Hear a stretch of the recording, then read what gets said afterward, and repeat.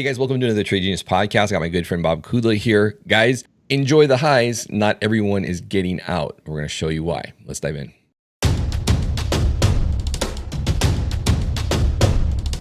Trade Genius. First of all, congratulations to all of you Bitcoin hodlers. We broke 100 grand. So that opens up the door for higher as we get closer to the top on things here. So congrats on that. And we'll talk about that more in videos that we'll do in the next day or two. But for now, what we wanted to talk about was what we're running into in this market. And not a lot of people, I think, have eyes on this because every day it's just up and away. So Bob, what should we be looking at here? Yeah, I'm going to throw you the B of A chart. The B of A chart up first here. So there's a thing called the virtuous loop and a thing called the vicious loop, and we've been in a virtuous loop here with tech and ETFs. But as the momentum turns and we start getting into selling, there's not going to be enough liquidity for people just to get out.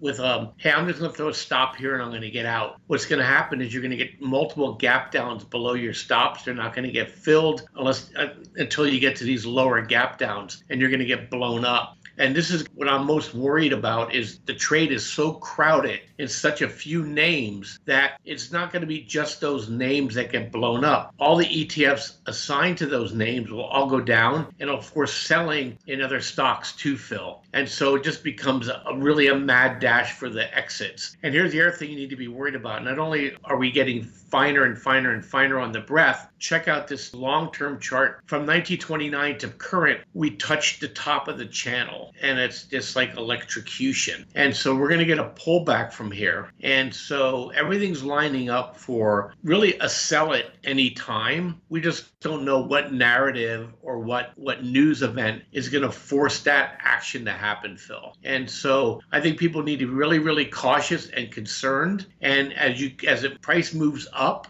and we may get an overthrow out of that blue shade, but you should be selling into that. And I know a lot of you guys are passive that are listening, but you need to start talking to your money managers and your brokers and say, hey, what's my exit strategy ahead of everybody else's exit strategy? I'll throw it back to you, Phil. Yeah, I think big picture, you have to sell into strength, right? And it would be one thing if we were, mid-cycle or, first part of a new cycle, but we're not. We're late business cycle. And we see numerous things telling us that that's the case here. You wouldn't have commercial real estate blowing up, right? Value-wise. You wouldn't have the consumer blowing up, right? Running up their credit card debt. It's just the growth engine isn't there anymore. And true, we've had some revolutionary things that have happened in the last couple of years, like AI and things like that, and that's not going anywhere. But just like the dot-com boom with the internet, which was the catalyst for that revolution in tech, it's going to change the way we do things, but it's going to take time for the economic engines of this new tech to really take hold and start affecting things in a practical way that makes our GDP grow, right? That's the same thing that happened in the internet. It's the same thing that's going to happen with AI. You could just think of AI as like a second coming of the internet tech. So these things take time, and everyone's pricing in like here and now, but it's just not realistic. And so I think the B&A slide here is really telling, and it's true. Once this thing starts to go, this is where things blow up, and there's so much leverage in this stuff right now. It's going to blow up. And like we talked about this, and unlike '08, it's not just housing now. Housing's an issue too. Banks are an issue. Housing's an issue.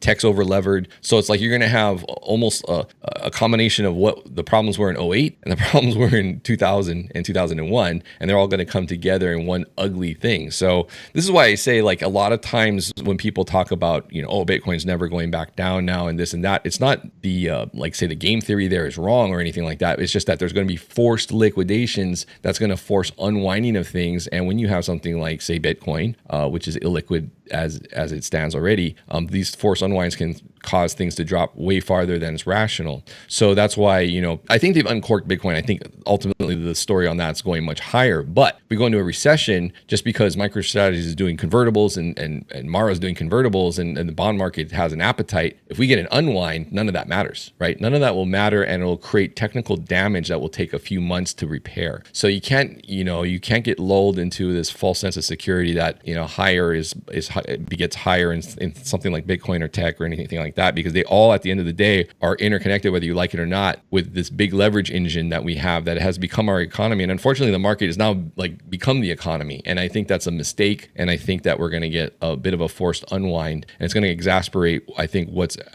starting to brew under the engine or under the hood of our economic engine, which is we're finally getting our slowdown and a legitimate recession. But I think the leverage is what makes this scary as to where this ends up going when it's finally all said and done. Yeah, look, two thoughts.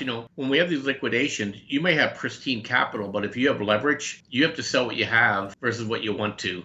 So that's why gold goes down and Bitcoin goes down in those environments, because they do have no liability to them, and they get forced into the selling. The second thing is, remember, when everybody's looking for Nirvana, just remember what happened to the band leader of Nirvana, Kurt Cobain. And I'll leave you at that. Thanks for listening, guys. We'll catch you tomorrow.